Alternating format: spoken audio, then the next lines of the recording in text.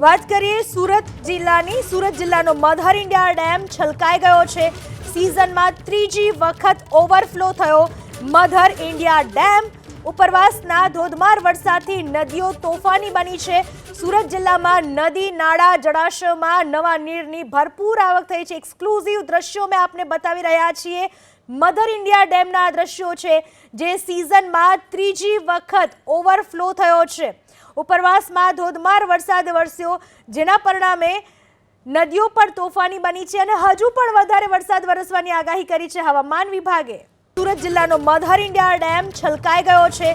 સિઝનમાં ત્રીજી વખત ઓવરફ્લો થયો મધર ઇન્ડિયા ડેમ। ઉપરવાસના ધોધમાર વરસાદથી નદીઓ તોફાની બની છે। સુરત જિલ્લામાં નદી નાળા જળાશયોમાં નવા નીરની ભરપૂર આવક થઈ છે। એક્સક્લુઝિવ દ્રશ્યો મેં આપને બતાવી રહ્યા છીએ।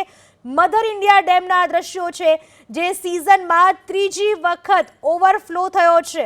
ઉપરવાસમાં ધોધમાર વરસાદ વરસ્યો જેના પરિણામે નદીઓ પર તોફાની બની છે અને હજુ પણ વધારે વરસાદ વરસવાની આગાહી કરી છે હવામાન વિભાગે।